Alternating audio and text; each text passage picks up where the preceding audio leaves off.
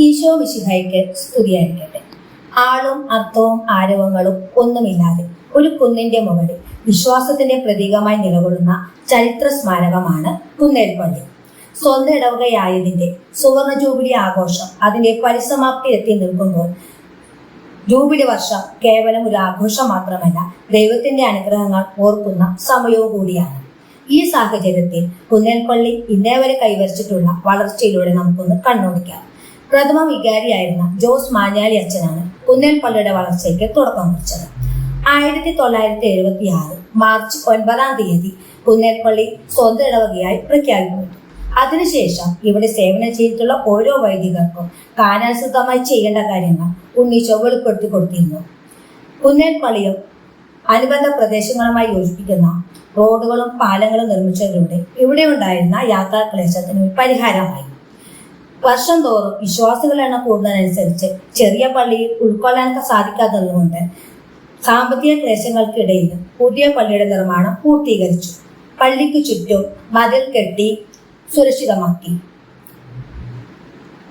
ചെറിയ സിമിത്തേരി ഇടവക ജനങ്ങളുടെ കൂട്ടായ ശ്രമദാനത്തിലൂടെ വിപുലമാക്കി. എഴുവച്ചിറ കപ്പേളയുടെ നിർമ്മാണം പൂർത്തിയാക്കി. മതബോധന പാഠശാലയുടെ നിർമ്മാണവും പൂർത്തീകരിച്ചു. നാനാജാതി മതസ്ഥരായ കുട്ടികൾക്ക് ആദ്യാക്ഷരം പകർന്നു കൊടുത്തുകൊണ്ട് നഴ്സറിയും ആരംഭിച്ചു. കുന്നേൽപ്പള്ളിയുടെ ആധ്യാത്മിക വളർച്ചയ്ക്ക് ഉതകും വിധം ഇവിടെ സന്യാസ മഠവും പ്രവർത്തനം ആരംഭിച്ചു.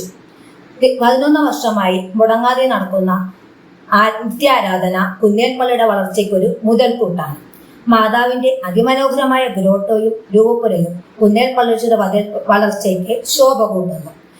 നിലവിലുണ്ടായിരുന്ന പള്ളിയുടെ ശോച്യാവസ്ഥ കണക്കിലെടുത്ത് പുതിയ പള്ളിക്ക് വേണ്ടി 2025 ജൂൺ 29 ശിലാസ്ഥാപനം നടത്തി പള്ളിയുടെ പണി പുരോഗമിച്ചുകൊണ്ടിരിക്കുകയാണ്. പുതിയ പള്ളിയുടെ നിർമ്മാണം ഉണ്ണീശോയുടെ ഇഷ്ടത്തിനനുസരിച്ച് പൂർത്തിയാകട്ടെ എന്ന് പ്രാർത്ഥിക്കുന്നു. നമ്മുടെ പൂർവികരുടെ സേവനത്തിന്റെയും ത്യാഗത്തിന്റെയും ഫലങ്ങൾ നമ്മൾ അനുഭവിക്കുമ്പോൾ അതിന്റെ സുഗന്ധം വരും തലമുറയ്ക്ക് കൂടി പകർന്നു കൊടുക്കുന്ന ബാധ്യസ്ഥരാണ്. കുന്നേൽപ്പള്ളിയുടെ ജൂബിലി വർഷം എത്തി നിൽക്കുമ്പോൾ ഇതുവരെ കൈവരിച്ച എല്ലാ നേട്ടങ്ങൾക്കും അനുഗ്രഹങ്ങൾക്കും ദൈവത്തിന് നന്ദി പറയാം. കുന്നേൽപ്പള്ളിക്ക് വേണ്ടി ഉന്നമനത്തിനായി പ്രയത്നിച്ച എല്ലാവരെയും നമുക്ക് നന്ദിയോടെ ഓർക്കുകയും പ്രാർത്ഥിക്കുകയും ചെയ്യാം. ജൂബിലി ആപ്തവാക്യം പോലെ കുടുംബങ്ങളിൽ നമുക്ക് ഒരുമിച്ച് ഭക്ഷിക്കാം, ഒരുമിച്ച് പ്രാർത്ഥിക്കാം. ഈ കൂട്ടായ്മ എന്ന് നിലനിർത്തട്ടെ എന്ന് ആശംസിക്കുന്നു. നന്ദി.